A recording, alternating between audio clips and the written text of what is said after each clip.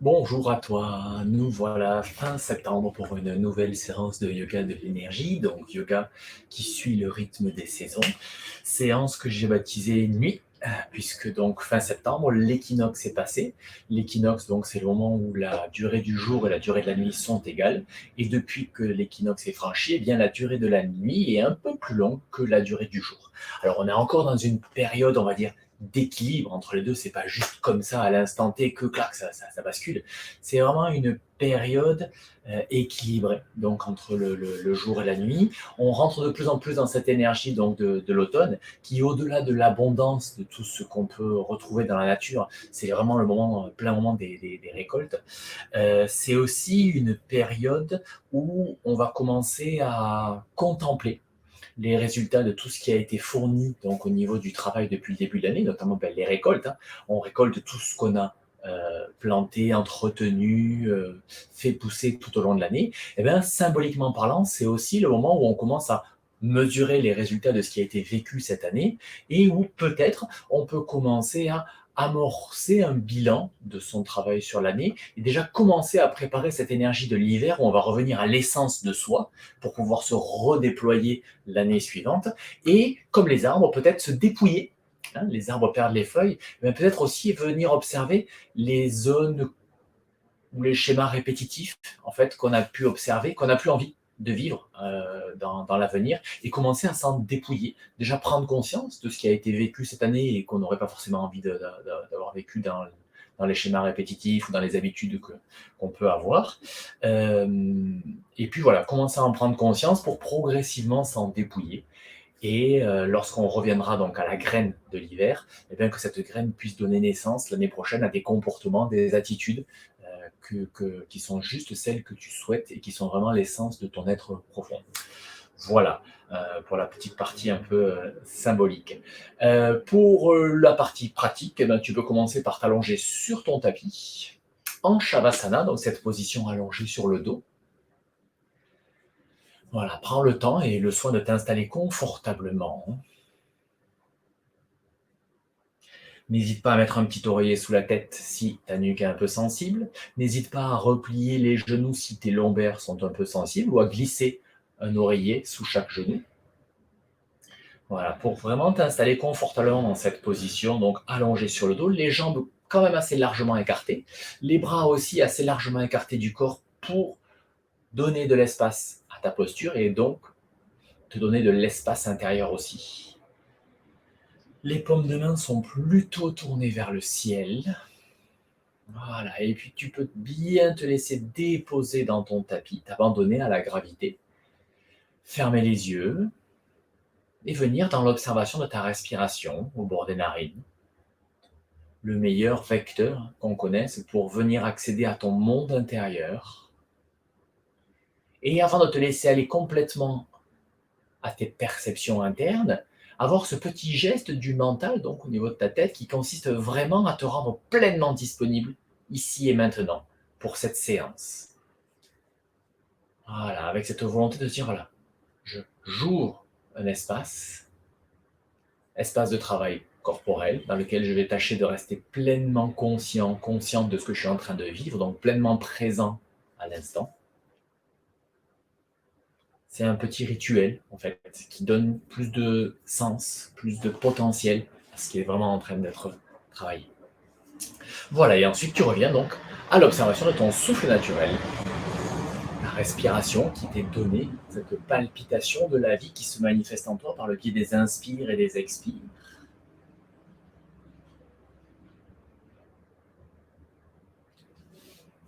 Voilà, et comment cette palpitation s'anime, s'articule là en toi, maintenant, à l'instant où tu es en train de vivre ce que je te raconte. Et toujours pareil, les supports d'observation principaux au niveau de ta respiration, ça va être déjà d'observer les polarités. Est-ce que l'inspiration, la phase d'expansion, la phase du yang, le principe du jour, se manifeste plus en toi que l'expiration, à savoir est-ce que ton inspire est plus long que ton expire, ou bien est-ce que c'est le contraire, ou bien est-ce que c'est équilibré, en sachant que tout est juste. Hein. Il n'y a pas un bon et un mauvais. C'est simplement un état des lieux que tu es en train de faire, de voir comment cette intelligence biologique, elle articule, elle organise la vie en toi, là, maintenant. De la même manière, tu peux venir observer si une narine est plus active que l'autre, puisque donc nous respirons par le nez. Une fois encore, l'organe de la respiration, c'est le nez. La bouche, c'est le plan B. Et lorsque le nez est bouché, on respire par la bouche, histoire de ne pas mourir.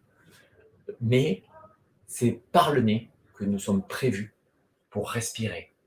Donc voilà, est-ce qu'une narine est plus active que l'autre, ou bien est-ce que les deux sont équilibrés? Et puis enfin, un cycle respiratoire, c'est 4 temps, une inspiration, un temps de pause, poumon plein, une expiration et un temps de pause, poumon vide. Est-ce que spontanément, ton corps installe des temps de pause plein et vide qui sont nets, ou bien au contraire, est-ce qu'ils sont infimes? Ils existent, ça, ils existent, forcément. Mais voilà, l'idée, c'est de savoir, est-ce qu'ils sont nets, ou bien est-ce que c'est juste inspire, pause infime, expire, pause infime? Et peu importe, il s'agit simplement de venir concentrer ton attention sur ce point-là, cet espace-là, pour venir l'observer et acter sa présence. Donc dans ce premier temps, tu es simplement observateur, observatrice de ce qui se joue en toi. C'est le meilleur moyen d'apprendre à connaître et à habiter de plus en plus ton corps et ta respiration. Et puis tranquillement, tu vas sortir de ce rôle d'observateur, d'observatrice, pour redevenir très légèrement acteur dans les temps de pause poumon plein et poumon vide, que tu vas laisser se déployer. Donc l'inspire va se manifester et puis tu vas rester un petit temps poumon plein, tant que tu es confortable, avant de laisser l'expiration passive se manifester. Et puis tu vas laisser se déployer le temps de pause poumon vide, un petit temps, tant que tu es confortable. Ça peut durer 2 secondes, ça peut durer 10 secondes. Mais tant que c'est confortable, il n'y a vraiment pas d'apnée, il n'y a pas de résistance, c'est juste vraiment comme une suspension. Et ça repart, dans un sens comme dans l'autre. C'est vraiment vécu de manière très très légère, très agréable. On est souvent surpris du temps pendant lequel on peut rester confortablement dans ces temps de pause, poumon plein et poumon vide.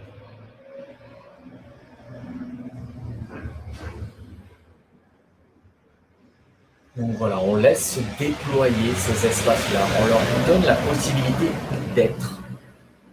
La plupart du temps, on les bouscule un peu, ils n'ont pas le loisir de pouvoir s'exprimer, alors qu'en fait, ils font partie intégrante d'un cycle respiratoire et ils ont une importance très grande, tant au niveau biologique, puisque c'est pendant ces temps de pause poumon plein et poumon vide qu'on maximise les échanges gazeux, donc entre le sang, l'oxygène et le gaz carbonique, et également donc au niveau un peu plus subtil, on va dire énergétique. Dans ces temps-là, eh bien, l'alchimie du cerveau est modifiée et du coup la conscience est également un petit peu modifiée, ce qui peut permettre donc l'ouverture de nouveaux espaces de conscience.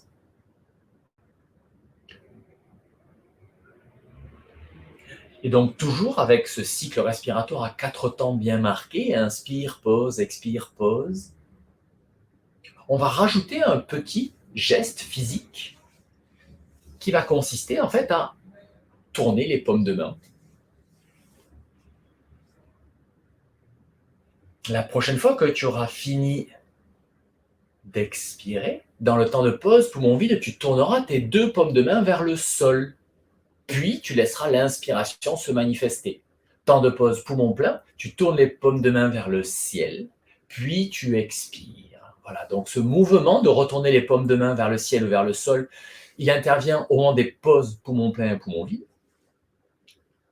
de manière à ce que lorsque tu expires, les paumes sont tournées vers le ciel, et lorsque tu inspires, les paumes sont tournées vers le sol.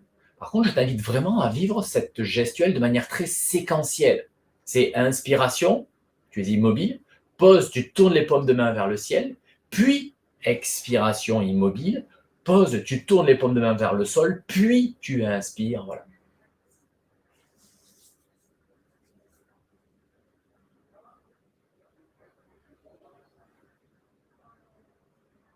Et pour ceux qui sont à l'aise, qui ont une pratique déjà un peu avancée, je vous inviterai donc à ne plus bouger les paumes de main. Pour ceux qui découvrent un petit peu cette manière de faire, continuez avec ce mouvement des paumes de main. Et pour les autres, je vais vous inviter à changer juste de polarité, sans bouger les paumes de main. Donc les paumes de main restent tournées vers le ciel.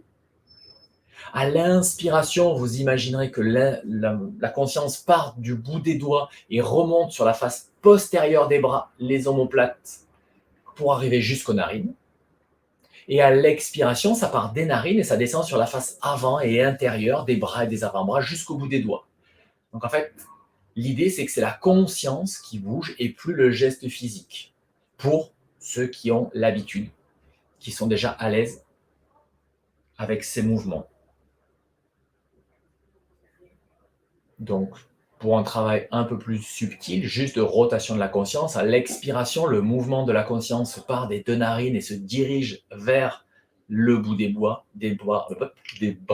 et des doigts. Et à l'inspiration, le mouvement, il est centripète, on dit, il vient donc de l'extérieur, il part du bout des doigts et il remonte sur toute la face postérieure de l'avant-bras du bras pour arriver donc jusqu'aux narines.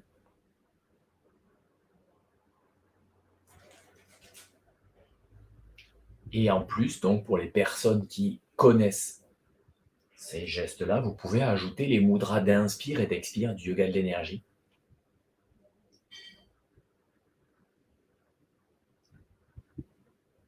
Voilà, chacune, en fonction de son habitude de pratique, va pouvoir justement rajouter des niveaux de conscience ou simplement rester dans l'apprentissage de cette approche de la respiration donc qu'on appelle polarisée. Voilà, après la prochaine expiration, on pourra cesser cet exercice, revenir à l'observation du souffle naturel. Est-ce que ça a changé quelque chose, le simple fait de faire cet exercice? Sur la prochaine expiration, on pourra rapprocher les deux jambes l'une de l'autre. Et sur la prochaine inspiration, on laissera les bras partir à l'arrière de la tête. Les doigts vont venir s'entrecroiser. Les paumes de main tournées vers le crâne. Expire immobile. Et à l'inspire, j'étire les bras. Expire, je relâche, mais je garde mes bras à l'arrière de ma tête. Je lâche juste cet étirement. Et je reprends. Inspire, c'est comme si mes omoplates glissaient dans le tapis pour que mes bras puissent s'éloigner un petit peu de mon crâne, mais les paumes de main regardent le crâne pour l'instant. On fait ça 3 fois. À la 4e fois, à l'inspiration, on tournera les paumes de main cette fois-ci vers l'arrière. C'est le dos des mains qui est en direction du crâne. Et à l'inspiration, donc on étirera les bras et on rajoutera un mouvement donc de flexion des chevilles pour que les orteils viennent vers le visage. À l'inspire, à l'expire, je relâche les efforts au niveau des bras, au niveau des jambes. Inspire suivante, à nouveau, j'étire mes bras, j'étire ma chaîne postérieure en amenant les chevilles en flexion, les orteils vers le visage. Expire, je relâche. Encore une fois, inspire, je viens chercher ma chaîne postérieure avec cette flexion des chevilles. Expire, je relâche. Et à l'inspiration suivante, j'étire encore les bras et cette fois-ci, je mets mes chevilles en extension. Je repousse mes orteils loin de mon visage pour venir solliciter ma chaîne antérieure. Et à nouveau, 3 fois. Sur inspiration, je viens chercher la chaîne antérieure en mettant les chevilles donc en extension et en continuant à étirer les bras pour bien venir allonger, étirer, ouvrir les flancs, mobiliser, engager les chaînes antérieures et chaînes postérieures pour revenir un petit peu dans le physique. Voilà, et puis on pourra relâcher les efforts. Les bras restent à l'arrière de la tête, les doigts se décroisent, les bras sont installés dans le prolongement donc des épaules, tout droit, posés au sol si c'est possible, et sinon on vient mettre un coussin ou un support. On prend un petit temps pour venir observer la respiration après s'être étiré. Et à la prochaine inspiration, c'est juste le bras gauche, l'omoplate gauche qui va coulisser là dans le sol pour étirer un peu le côté gauche, sans étirer le côté droit. À l'inspire, donc j'étire mon côté gauche et puis je relâche à l'expire en gardant l'étirement du côté gauche. Donc mon côté gauche est étiré un peu plus que le côté droit. Et je viens observer la respiration qui vient ouvrir des espaces intérieurs, notamment sur mon flanc gauche, au niveau des intercostaux, peut-être au niveau de l'aisselle, peut-être au niveau de l'abdomen. Chacune, en fonction de son schéma corporel, va ressentir la manière dont ces espaces intérieurs s'organisent, s'articulent, se manifestent par le biais de ces palpitations, de l'inspiration et de l'expansion, et de l'expiration où je mets en place le relâchement. Voilà, la posture de l'étirement vient créer des conditions pour que le souffle puisse faire un travail à l'intérieur du corps.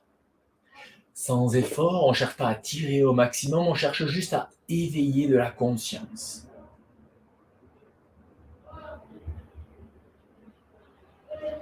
Prochaine expire, on laisse le relâchement se mettre en place et on laisse l'omoplate gauche revenir dans la position initiale. 2 ou 3 cycles respiratoires pour observer les sensations, comparer les sensations entre le côté gauche et le côté droit. Est-ce que j'habite la moitié gauche de mon corps exactement de la même manière que la moitié droite, ou bien est-ce que quelque chose s'est éveillé?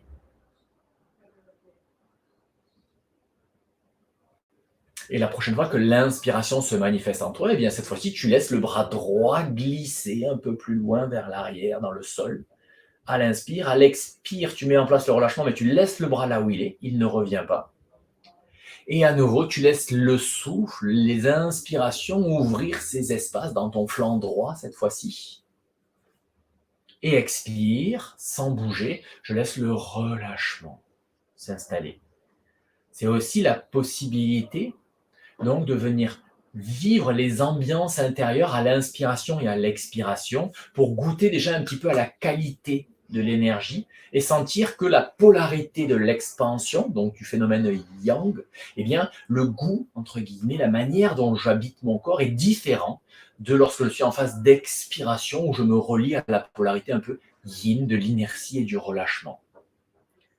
Et ça, c'est le premier pas vers la perception de la circulation de l'énergie dans le corps. C'est déjà pouvoir sentir nettement la différence d'ambiance entre l'inspiration et l'expiration, entre la polarité positive, l'étirement, l'engagement, le dynamisme, et la polarité négative, l'inertie, le relâchement, l'abandon. Voilà, et lorsque tu auras eu la sensation que le travail s'est équilibré entre ton côté gauche et ton côté droit, eh bien tu pourras quitter l'étirement sur une expiration. Le bras droit revient à la position de départ. Inspire immobile et expiration, tu laisses les deux bras revenir le long de ton corps. Pour revenir de nouveau dans la position donc, de Shavasana, la position allongée sur le dos. Pour prendre ce temps donc d'observation de tes ressentis, d'intégration des sensations après cet exercice de mobilisation des flancs.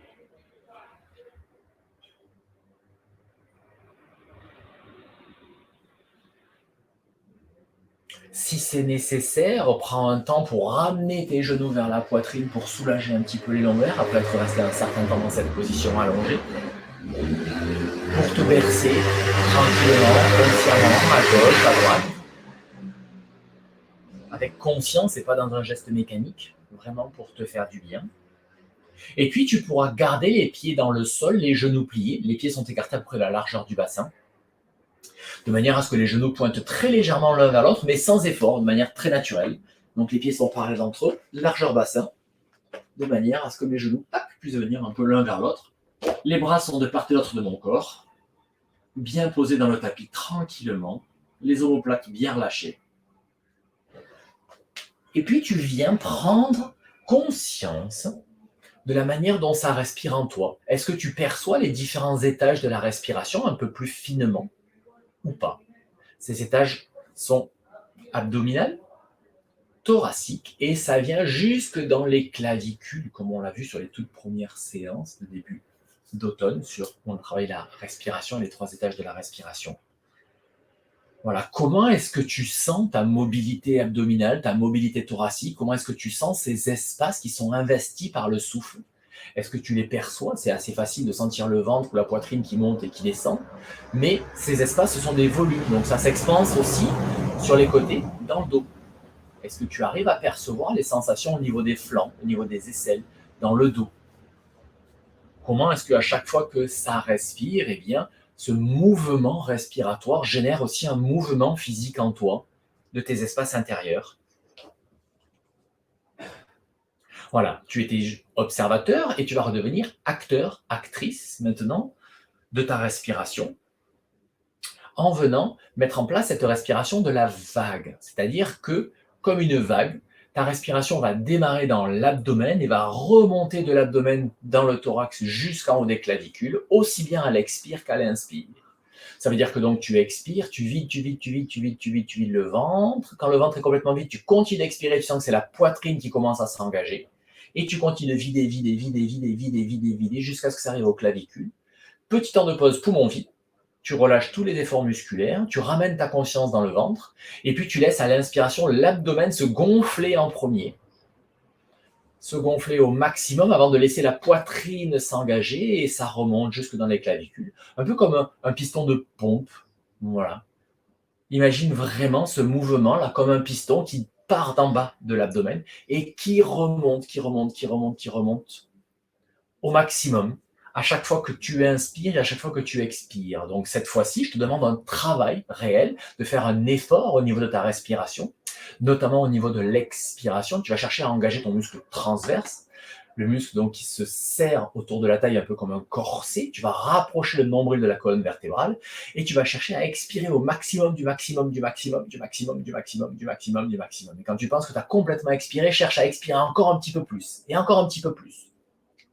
Et idem à l'inspiration, en cherchant à bien organiser d'abord l'abdomen au maximum avant de laisser et d'accepter que le thorax s'engage lui aussi. Voilà, ça te fait une sorte de rééducation à la respiration et aussi avoir un peu plus de contrôle sur chacun de tes caissons respiratoires. Voilà, et donc, l'idée, c'est qu'à chaque fois que tu expires, tu essaies d'expirer un peu plus que la fois précédente, et à chaque fois que tu inspires, tu essaies d'inspirer un petit peu plus que la fois précédente. Et cet exercice-là de la vague, eh bien, va te permettre de redonner de la souplesse, de l'amplitude, de la malléabilité au mouvement de ton diaphragme, au mouvement des intercostaux. Et plus ce mouvement respiratoire pourra être ample, et plus ton rythme respiratoire, eh bien, va ralentir. Et ça, c'est important, de ralentir le rythme respiratoire. Ce rythme se ralentit naturellement lorsque la ventilation est efficace. Ventiler, c'est à la fois prendre de l'oxygène à l'inspiration, mais c'est aussi et surtout chasser le gaz carbonique à l'expiration. Donc si tu as un rythme respiratoire qui est court habituellement, c'est que la ventilation n'est pas très efficace et donc le corps est obligé de respirer vite. Lorsque tes rythmes respiratoires sont lents et amples, c'est que la respiration est très efficace et du coup, ton moteur, puisqu'en fait, au rythme respiratoire est coordonné le rythme cardiaque. Donc, si ton rythme respiratoire est ample et lent, eh bien, ton rythme cardiaque sera lent aussi, et donc ton moteur, le cœur, se fatigue, vieillit beaucoup moins que lorsqu'il tourne vite et qu'il est élevé au niveau du rythme. Allez, une dernière expire au maximum, du maximum, du maximum. Je ne le demande pas souvent, alors profites-en de faire des efforts sur la respiration. Voilà, et quand tu as expiré au maximum du maximum du maximum, un petit temps de pause à vide, et puis tu accueilles l'inspiration de manière passive. Tu laisses être. Et puis l'expire de manière passive, et tu laisses le souffle redevenir naturel. C'est pas forcément évident, lorsqu'on a eu une action sur la respiration, ensuite de la laisser revenir à l'état naturel. Et pour ça, on a un petit truc en yoga de l'énergie, qui consiste à venir dans l'ambiance frontale. Qu'est-ce que ça veut dire donc? Eh bien, l'ambiance frontale, c'est l'ambiance de ton front. Voilà, donc imagine que tu amènes ta conscience sur ton front, mais à l'intérieur du crâne, comme si tu étais installé au centre de ton cerveau, dans un fauteuil comme au cinéma, et que tu regardais ce qui se joue sur ton front à l'intérieur du crâne, comme si ton front était l'écran de cinéma. Voilà, tu amènes ta conscience sur l'ambiance qui se situe dans ton front à l'intérieur de ton crâne. Ça peut être des couleurs, des mouvements, ça peut être rien du tout, peu importe. Mais très rapidement, ça fait comme un reset au niveau de la conscience. lâche l'ambiance frontale et reviens dans l'observation de la respiration et ton mouvement naturel respiratoire est revenu automatiquement. Et tu peux à nouveau te remettre dans l'observation du mouvement naturel. Est-ce que quelque chose a changé depuis le début de la séance ou pas? Ça fait déjà presque 25 minutes qu'on est en train de respirer. Voilà, est-ce que quelque chose a changé ou pas?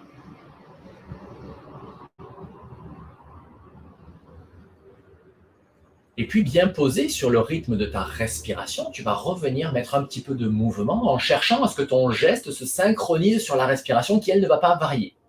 Donc l'idée, c'est que c'est le rythme naturel, celui qui est installé maintenant de ta respiration, qui va donner le tempo. Donc on n'agit pas sur l'inspire et sur l'expire. Le travail et la difficulté va consister à bouger le bras, mais à synchroniser la vitesse d'exécution du geste sur la réalité de ton inspire et de ton expire sans les modifier.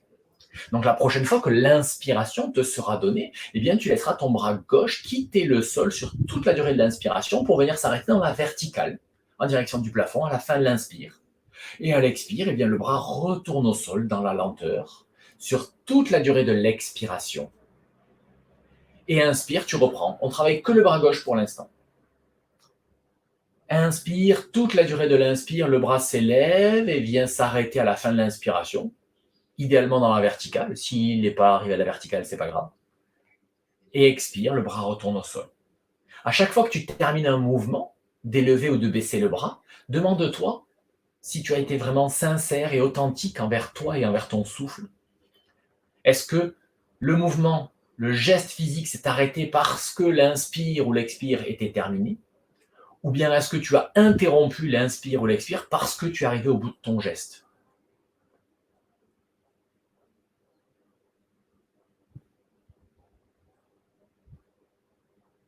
Voilà, synchroniser le geste sur le souffle. C'est le souffle qui donne le tempo.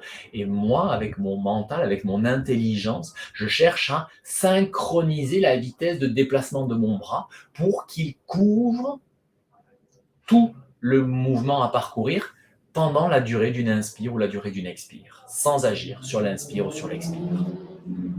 Et c'est facile à comprendre, mais c'est loin d'être simple et facile à mettre en œuvre. La prochaine fois que ton bras est arrivé dans la verticale, eh bien, tu le laisseras dans la verticale.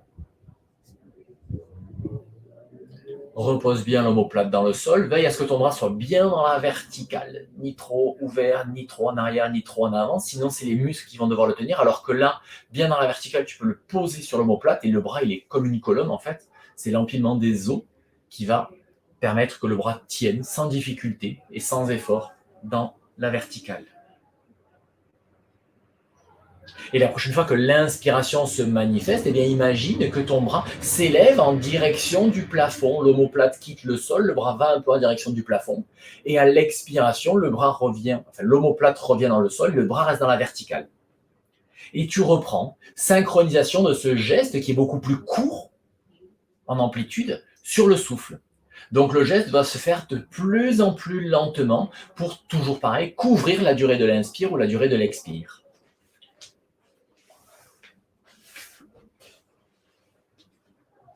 Voilà, là l'idée vraiment, c'est que à l'inspire, l'omoplate quitte le sol, le bras s'élève vers le plafond. Et à l'expire, l'omoplate revient au sol.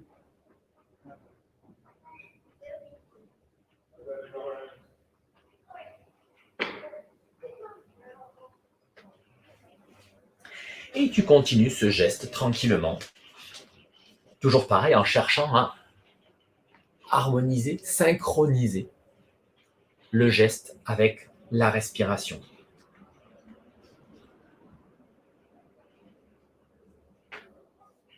Pour ceux qui découvrent cette pratique, eh bien vous en restez là, vous continuez de vivre cet exercice à synchroniser le geste sur le souffle. Pour ceux qui sont plus habitués à ce travail, je vais vous demander de rajouter un petit niveau de conscience, de vous interroger sur le moteur du mouvement.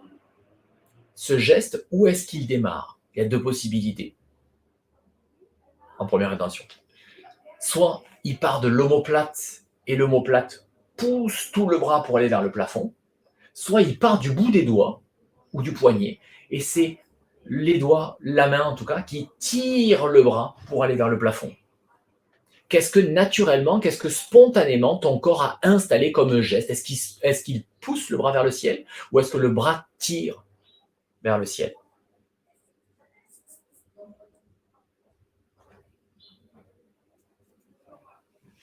C'est une première initiation, première réflexion à ce travail de moteur du mouvement. Et puis, tranquillement, tu vas réduire l'amplitude de ton geste. Petit à petit, le bras peut-être y monter de 5 cm ou 8 cm.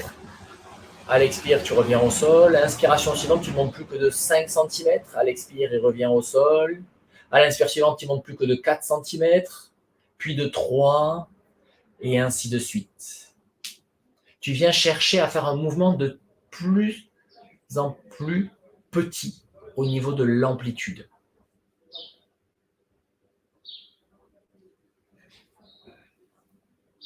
Voilà, jusqu'au moment où ton geste n'a plus qu'une amplitude de 1 centimètre peut-être.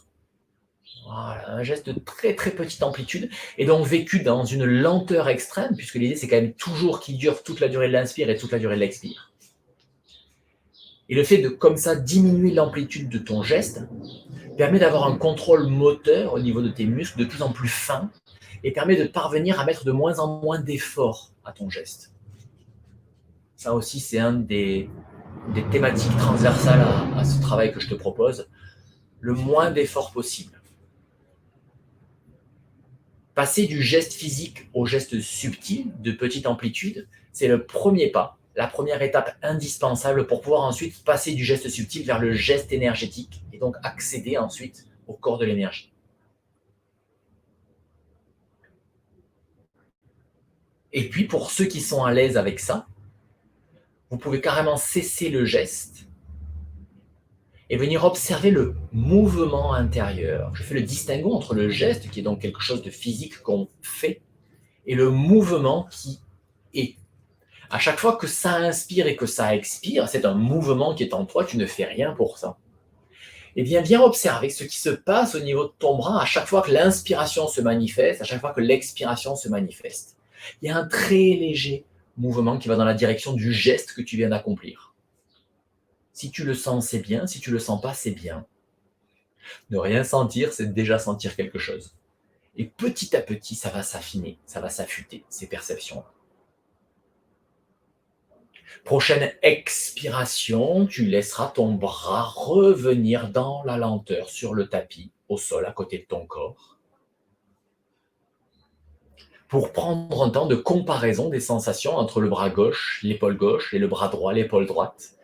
Est-ce que tu habites le bras et l'épaule à gauche exactement de la même manière que tu habites les bras et l'épaule à droite, ou pas?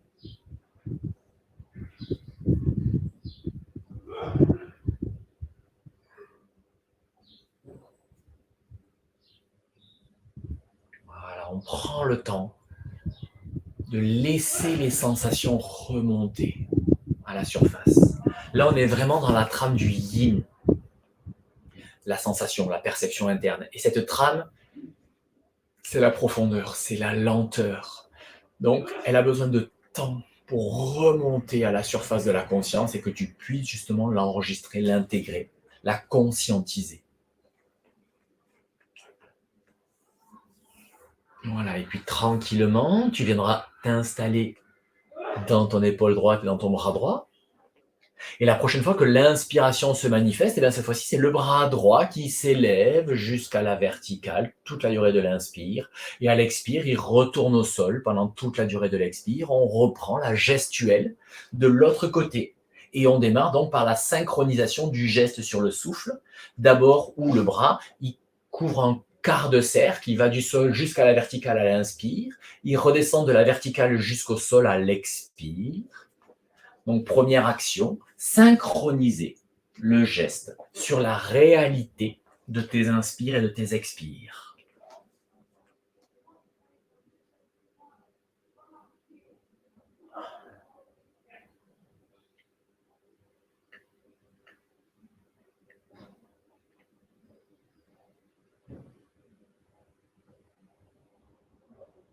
Voilà, comment est-ce que ça s'organise? Comment est-ce que ça s'implémente? Comment ça se met en œuvre de ce côté?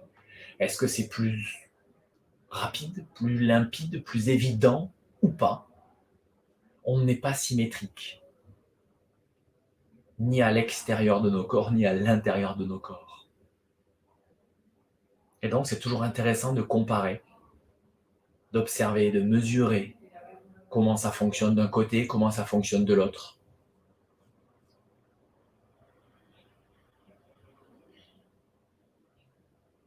Voilà, une fois que ton corps est bien imprégné de cette gestuelle, de ce rythme avec lequel tu bouges ton bras, eh bien la prochaine fois que ton bras est arrivé dans la verticale à la fin d'une inspiration, tu le laisses dans la verticale. À l'expiration, tu laisses bien l'omoplate venir dans le tapis. Tu trouves le relâchement en gardant le bras dans la verticale. Et puis à l'inspiration suivante, ton bras s'élève en direction du plafond. Expire, le bras revient dans la verticale, l'omoplate revient au contact du sol. Le bras reste dans la verticale, comme s'il glissait sur un rail vertical. Et à nouveau, tu viens mettre en place cette gestuelle sur une amplitude plus courte que ce qu'on a fait avant. Là, il n'y a pas un quart de cercle à parcourir, c'est juste un glisser vers le plafond et un retour vers le sol de quelques centimètres. Donc, il faut que tu ralentisses la vitesse d'exécution, toujours pour rester synchrone avec la réalité de ton inspire et la réalité de ton expire.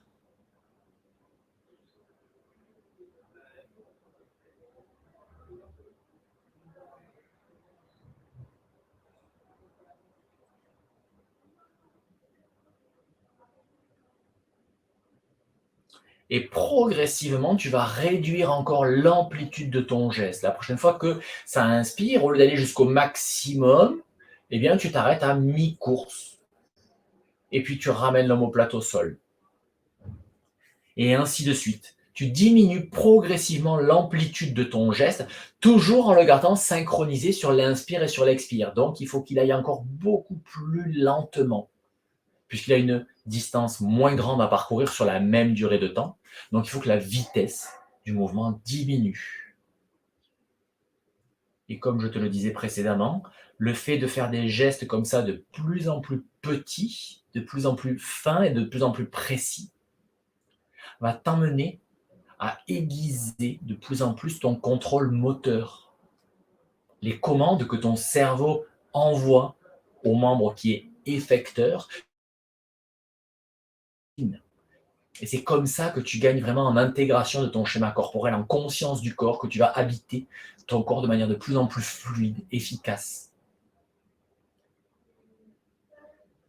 Voilà, ton geste est devenu d'une toute petite amplitude, et pour ma part en tout cas, plus je réduis l'amplitude de mes gestes, plus je réduis la vitesse, et plus intérieurement j'ai une sensation d'espace. Et que le geste presque, il devient infini. Il est d'une telle lenteur que presque ça touche à l'infinité. Il pourrait durer un temps éternel. En tout cas, c'est mon ressenti. Voilà, et puis tranquillement, pour ceux qui seront à l'aise avec cette approche-là, sinon, si tu es dans l'apprentissage de cette gestuelle, reste encore dans le geste en cherchant à réduire l'amplitude. Et pour ceux qui sont à l'aise avec ça, eh bien, on va cesser le geste et se concentrer sur le mouvement.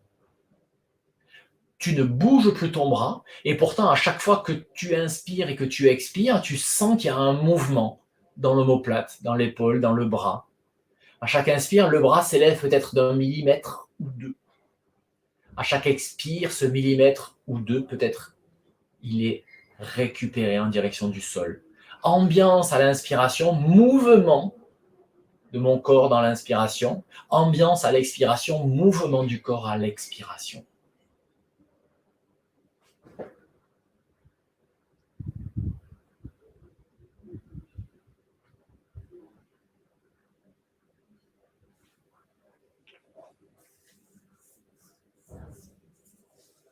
Et quand tu auras la sensation que le travail se sera équilibré entre ce côté et le précédent, eh bien, à la fin d'une expiration, tu pourras laisser ton bras revenir dans le tapis, revenir se poser dans le sol, retrouver la détente.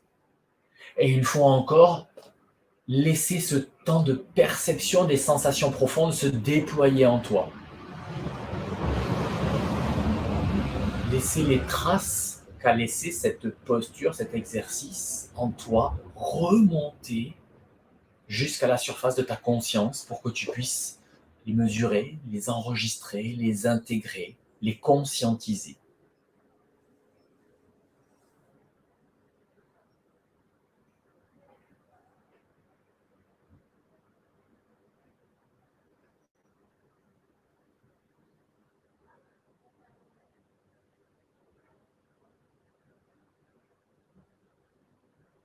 Voilà, comment est-ce que tu habites le volume de ton corps et peut-être plus spécifiquement le caisson thoracique, thoracique supérieur, au niveau claviculaire, au niveau des épaules, au niveau des omoplates.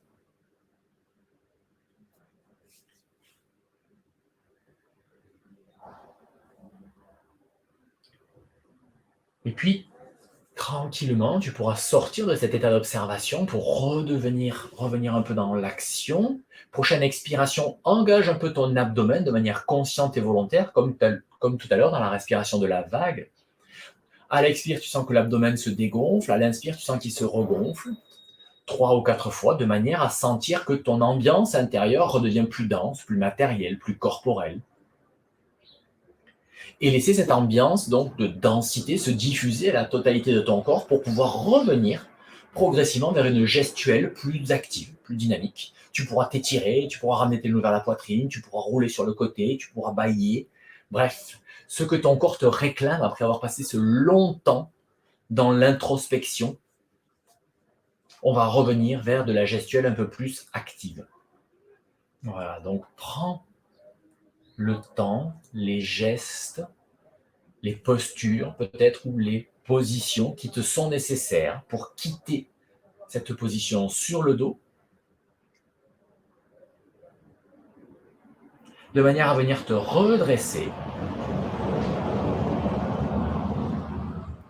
et à venir t'installer en assise sur tes genoux dans cette position qu'on appelle Vajrasana en yoga. Donc tu es assis, posé sur tes genoux. Les fessiers sont plutôt près des talons si c'est possible. Si tes genoux ne te permettent pas une telle flexion, eh bien, je t'invite à trouver des supports que tu pourras mettre sous tes fesses pour pouvoir venir. Tac. Alors là, je n'ai pas de support, du coup, je verrouille un peu les orteils. Mais si tu as des supports, eh bien, tu places les supports sous tes fessiers pour pouvoir t'installer dessus en fonction de la possibilité de tes genoux. Et si ce n'est pas possible, eh bien, tu viens t'asseoir tranquillement sur une chaise ou sur un canapé ou sur un coussin de manière à pouvoir venir vivre le mouvement suivant. Déjà, la première des choses, c'est de reconnecter avec la verticale alors qu'on est resté dans l'horizontale depuis le début de la séance. Donc déjà, retrouver cette sensation de la verticalité au niveau de tout le tronc. Lorsque je suis dans la verticale, eh bien, la gravité s'applique différemment sur tous mes organes qui sont dans mon tronc, et donc ça pèse un peu différemment. Viens voir de l'intérieur, viens observer la manière dont ça respire. Est-ce que tu sens tes espaces intérieurs exactement de la même manière que lorsque tu es sur le dos? Quand on est sur le dos, eh bien, la gravité tire les organes vers le dos et vers l'arrière, alors que là, la gravité tire les organes vers le plancher pelvien. Et donc, du coup, forcément, ça se mobilise différemment lorsque j'inspire et lorsque j'expire. Même si je ne le sens pas, c'est une réalité. Voilà, et puis on va venir poser les mains sur les genoux et venir mobiliser un petit peu le dos à l'expiration. J'enroule la tête, les épaules, le bassin pour rouler mon dos. Petit temps de pause, poumon vide. Et à inspiration, je pars dans l'autre sens, je déroule la colonne vertébrale. Dans un premier temps, je garde la tête à l'horizontale. Expiration suivante, je vais peut-être un peu plus loin dans l'amplitude. Je vais progressivement dans cette amplitude dos rond, dos creux. Je ne vais pas tout de suite au maximum dans un sens ou dans l'autre. J'y vais avec bienveillance pour mon corps. Je viens découvrir ses capacités, ses possibilités de maintenant, qui ne sont pas les mêmes que celles d'hier, qui ne sont pas les mêmes de celles de tout à l'heure, de celles de demain. Voilà. Et donc, je viens me mobiliser, je viens bouger avec progressivité pour justement respecter, découvrir, échauffer mon dos, mon corps, mon tronc, ma colonne vertébrale, ma colonne cervicale. Avec le petit temps de pause poumon plein et poumon vide, pour bien venir goûter à l'ambiance au moment du yang maximum poumon plein, au moment du yin maximum poumon vide, au moment de l'étirement et la phase, on va dire la polarité positive du dynamisme en fin d'inspire, et pour goûter à l'inertie, au relâchement, à la polarité négative, donc de l'inertie maximum en fin d'expire.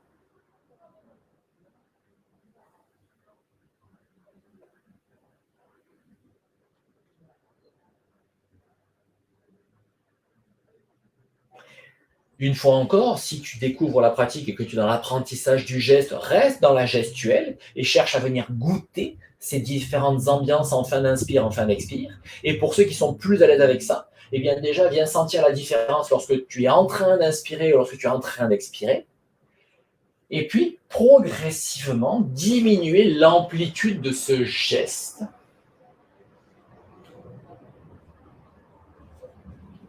pour avoir un geste plus fin, plus précis.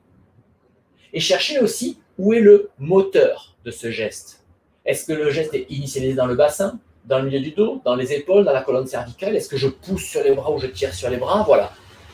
Quelle est l'origine de ce geste dans ton corps et comment ce geste ensuite se propage, se déploie? Imaginons par exemple que je suis en train de me mobiliser en tirant ou en poussant sur mes bras, eh bien ça va se propager dans les épaules, de là ça se propage à ma colonne cervicale et puis ça descend dans tout mon dos pour arriver au bassin qui viendra en dernier.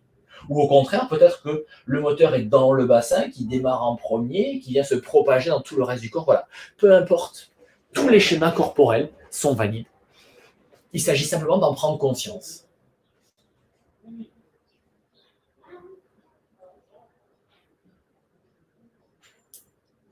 Voilà, et puis tu pourras cesser en remettant ton tronc dans la verticale.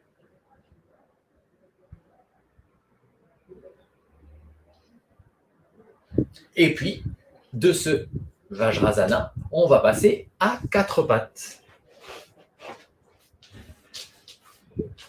Donc, dans un premier temps, un quatre pattes que j'appelle le quatre pattes cube, c'est-à-dire que les alignements sont bien respectés entre tes mains qui sont bien à l'aplomb des épaules, les genoux qui sont bien à l'aplomb des hanches, aussi bien en avant, en arrière, que en largeur. Mes genoux ne sont pas trop rapprochés, mes bras ne sont pas trop rapprochés, ni trop écartés.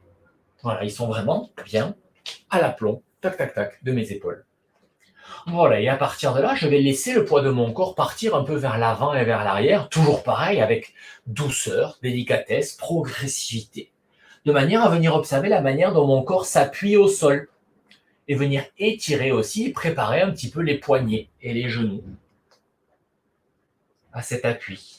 On est fin septembre, on rentre progressivement de plus en plus donc dans le domaine du yin, dans l'inertie, dans la nuit, et on va tranquillement vers l'hiver. Et l'hiver, ça sera la relation au sol, justement. Donc déjà, on commence à être un peu plus au sol, même si on a encore beaucoup dans la respiration, qui est la fonction principale de l'énergie de l'automne. On commence à venir renouer au sol, puisque nous sommes donc dans la deuxième moitié de l'automne, l'équinoxe est passé. C'est la deuxième moitié de l'automne et on glisse tranquillement vers l'hiver qui démarrera début novembre. Voilà, et puis ensuite, tu vas pouvoir revenir à quatre pattes, laisser le poids du corps équilibré entre l'avant et l'arrière, et laisser tes épaules bouger, partir à gauche, partir à droite. Quand les épaules partent à gauche, les fesses partent à droite. Quand les épaules partent à droite, les fesses partent à gauche. Pour mobiliser la colonne vertébrale dans le plan horizontal, pour l'instant. Voilà, on vient bouger. Et puis la prochaine fois que tes épaules partent à gauche, eh bien tu laisseras les fesses aussi partir à gauche. Et puis lorsque les épaules partent à droite, les fesses aussi partent à droite. Comme si tu voulais regarder ta fesse droite par-dessus l'épaule droite. Mais ta fesse se rapproche de ton épaule droite.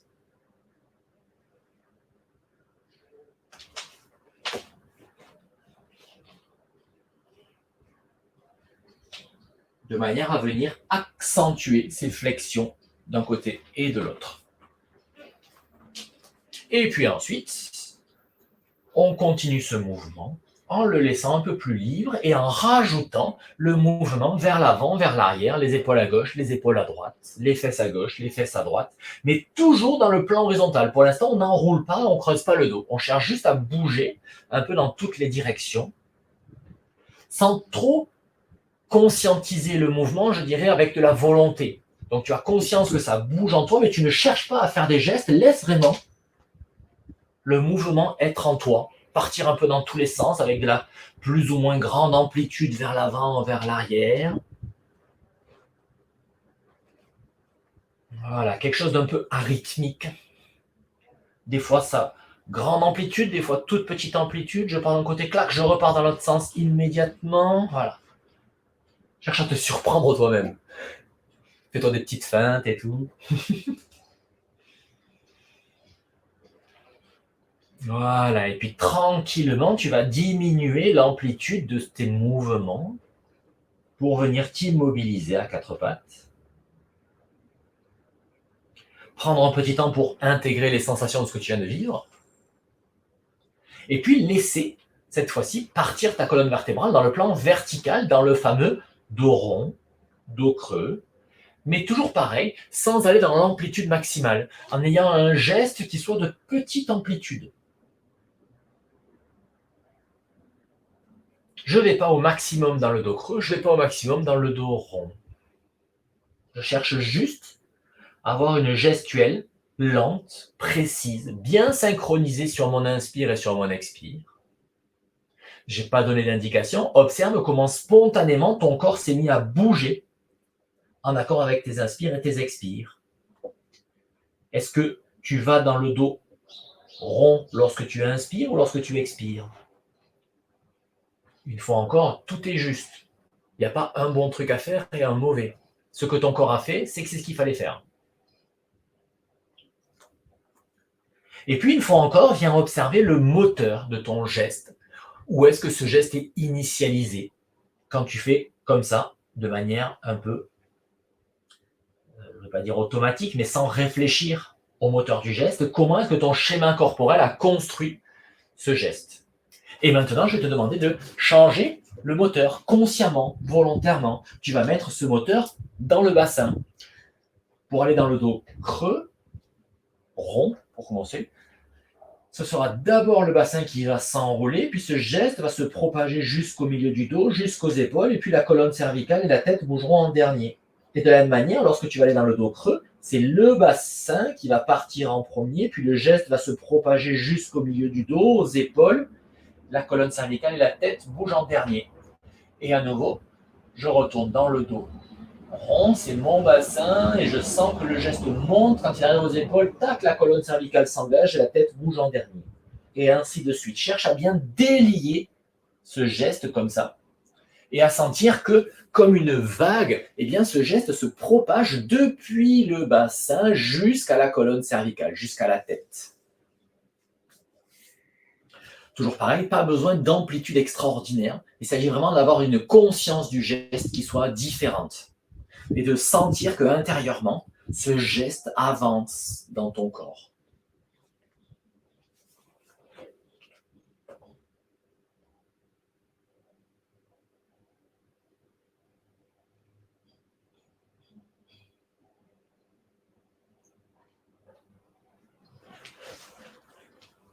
Voilà, et puis maintenant que tu as bien ce geste avec le moteur dans le bassin, eh bien je vais t'inviter avec le moteur dans les épaules.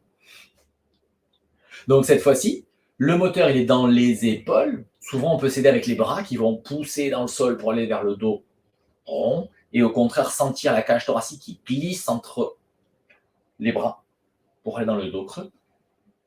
Et ce geste, donc, depuis les épaules, va se propager et descendre tout le long du dos pour arriver au bassin qui bougera en dernier. Toujours pareil, pas besoin d'amplitude extraordinaire. On veut être conscient du geste. Évidemment, posé sur le fil du souffle.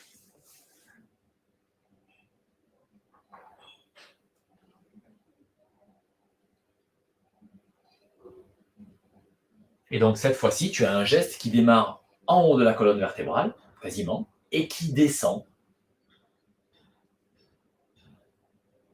Et puis maintenant que ton corps a bien compris ce geste, je vais encore changer le moteur et tu vas mettre le moteur au milieu du tronc, au milieu du dos. Donc cette fois-ci, lorsque tu vas aller dans le dos rond, c'est le milieu du dos qui va partir en premier et ce geste va se propager en même temps vers le haut du dos et la colonne cervicale et vers le bas du dos et le bassin. Tac. Et de la même manière, pour aller dans le dos creux, ça démarre au milieu et ce geste se propage dans les deux directions et il atteint les deux extrémités en même temps.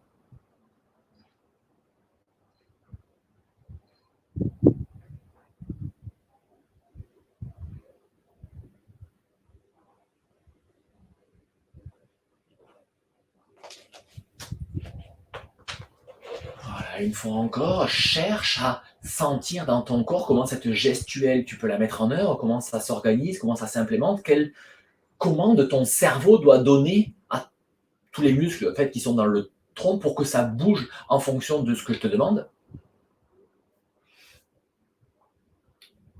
Et c'est cette manière-là de bouger qui va te permettre, une fois encore, d'affiner et d'intégrer de plus en plus ton corps, d'être de plus en plus précis dans la manière dont tu mobilises ton corps, et donc de l'habiter de manière bien plus précise et bien plus efficace.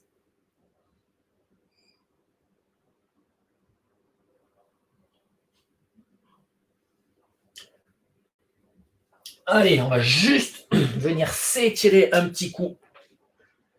La prochaine fois que tu seras dans l'expiration, que tu iras dans le dos rond, en même temps que tu iras dans le dos rond, ton coude droit et ton genou gauche vont venir se rapprocher de ton nombril. Et à l'inspiration, tu vas laisser le bras droit s'étirer devant, la jambe gauche s'étirer derrière, pas plus haut que l'horizontale. Je cherche à aller loin devant, loin derrière, et mon talon, clac, il est poussé vers l'arrière. Mes orteils sont vers le visage. Ça, c'est l'inspire. Et à l'expire, je reviens m'enrouler.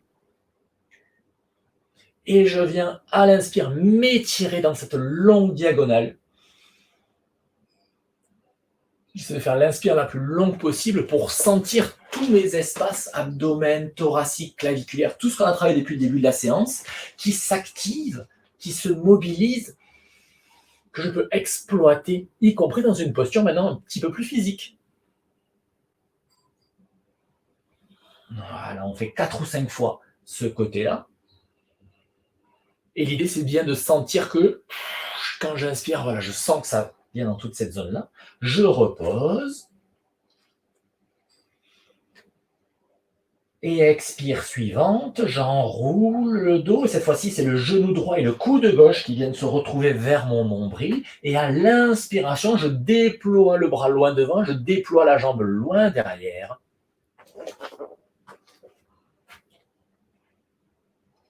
Voilà, et je viens chercher à sentir ces espaces respiratoires.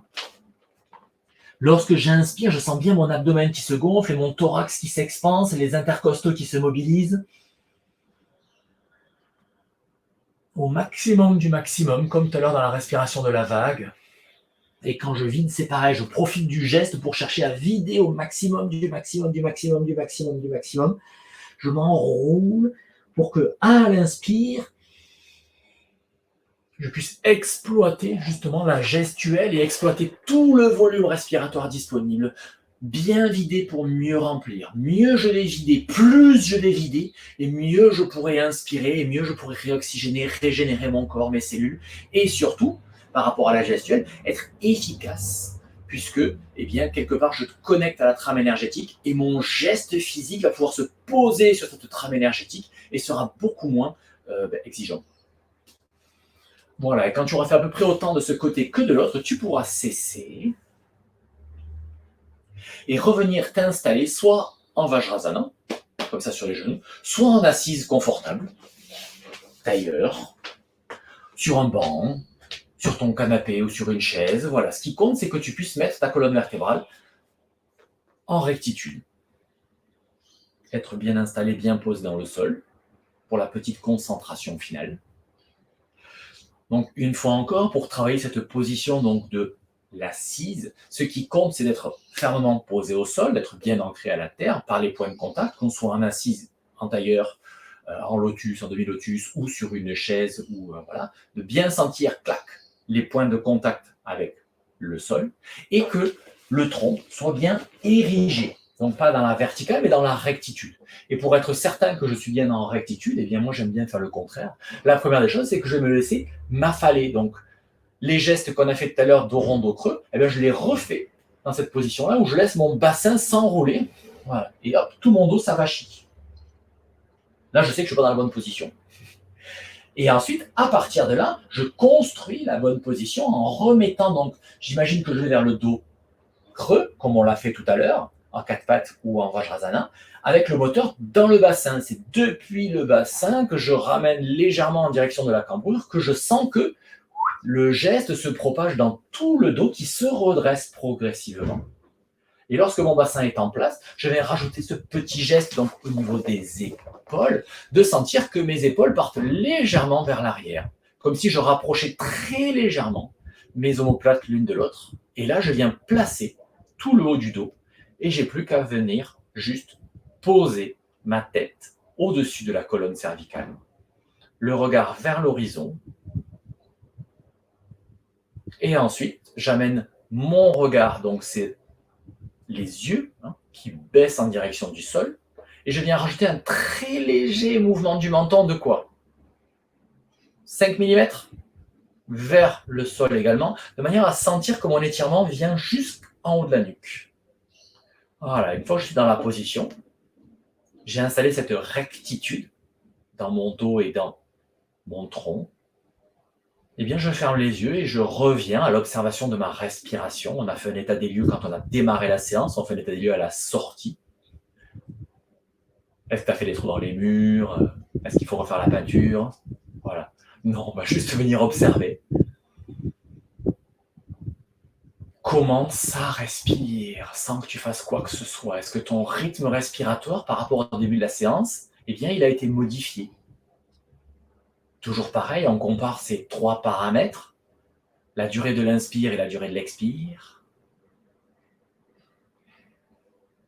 Est-ce qu'il y en a une qui est plus longue que l'autre? Est-ce que c'est équilibré? Comment est-ce que c'était en début de séance? Comment c'est maintenant? On peut comparer aussi l'activité de la narine gauche et de la narine droite. Est-ce qu'il y en a une qui est plus active que l'autre? Et puis la manière dont le corps installe les temps de suspension poumon plein et poumon vide. Est-ce qu'ils sont un peu plus marqués qu'en début de séance ou pas? Voilà, et puis après avoir pris ce petit temps pour observer la mécanique de la respiration, redescends un peu plus dans la profondeur de ton tronc pour venir observer tes espaces intérieurs qu'on a mobilisés de manière consciente, volontaire, par des gestes tout au long de cette séance. Et bien maintenant, comment est-ce que ces gestes que tu as faits ont permis que tu perçoives le mouvement à l'intérieur de toi de manière peut-être un peu plus fine, un peu plus présente, un peu plus efficace? À chaque fois que ça inspire et que ça expire, il y a en toi un mouvement d'expansion à l'inspire, un mouvement de rétraction à l'expire. Comment est-ce que tu le sens maintenant par rapport au début de la séance?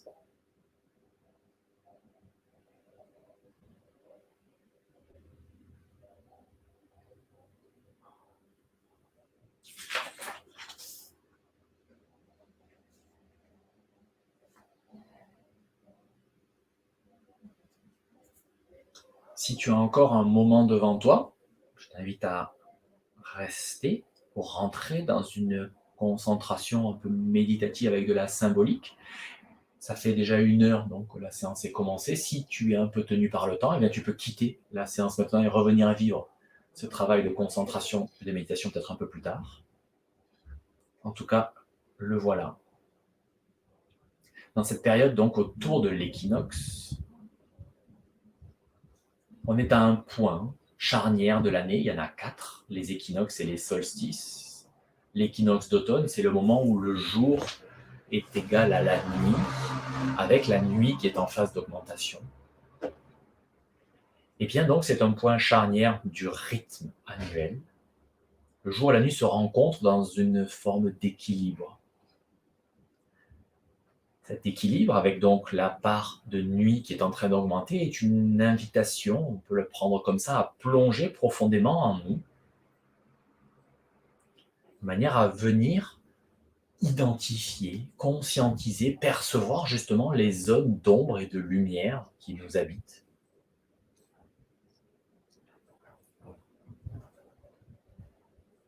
Pendant donc cette période où l'ombre et la lumière sont équilibrées, de l'équinoxe, ça peut aussi symboliser la dualité qui est en nous, mais aussi l'équilibre qui est à trouver dans nos vies. Ça peut être un moment pour réfléchir à cet équilibre à trouver, à conscientiser donc ces zones d'ombre, ces espaces qui nous habitent et que on souhaiterait ne plus voir reproduits dans nos vies. Ça peut être donc une invitation à conscientiser ces espaces, une invitation à identifier ce qui doit changer, ce qu'on ne veut pas reproduire, dont on veut se dépouiller, comme les arbres se dépouillent de leurs feuilles pour revenir à l'essence de leur tronc. Eh bien, ça peut être le moment d'identifier ce dont on veut se dépouiller lors du prochain cycle. Pour autant, vigilance à ne pas se focaliser uniquement sur ce qui ne va pas, mais à savourer aussi tout le chemin qui a déjà été parcouru, toutes nos réussites, toutes les avancées, toutes ces zones de lumière aussi, ce qui nous satisfait, ce qui nous rend heureux, ce qui nous donne de la joie.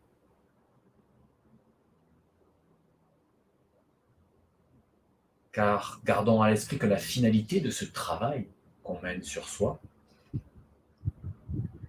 c'est de nous conduire à plus de conscience, plus d'éveil spirituel.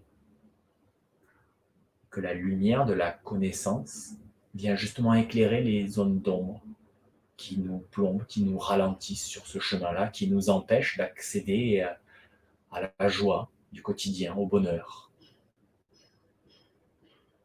qui nous alourdissent et qui nous apportent de la souffrance ou de l'inconfort. Et puis, grâce justement à la lumière de cette connaissance, reconnaissons que de pouvoir réaliser ce travail, c'est déjà une chance énorme, une chance précieuse qui n'est pas donnée à tout le monde.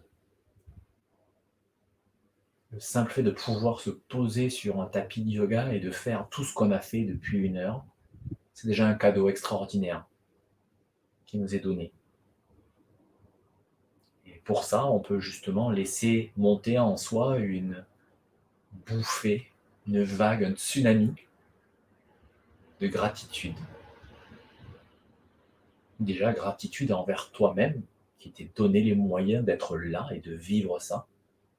Et au-delà de ça, gratitude envers la vie qui te permet d'être là et de vivre ça. Et je sais que pour moi, lorsque la gratitude s'empare de moi, la joie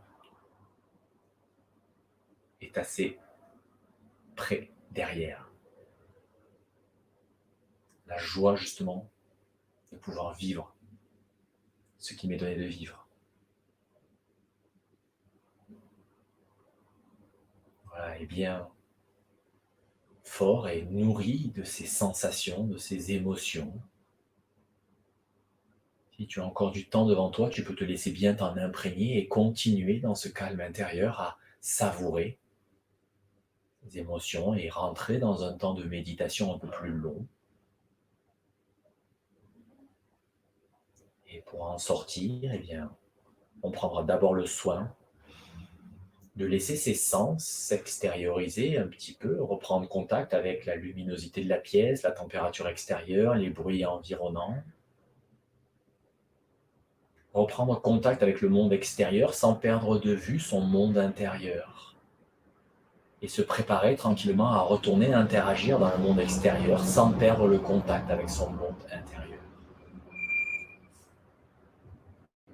Les gestes et les actions que je fais au monde soient vraiment, trouvent leur moteur dans le centre de mon être. Et à ce moment-là, eh bien, je serai juste pour moi, et en étant juste pour moi, je pourrai aussi être juste envers autrui et envers le monde. Voilà, ce sera tout pour aujourd'hui. bonne journée à toi et on se retrouve dans 2 semaines.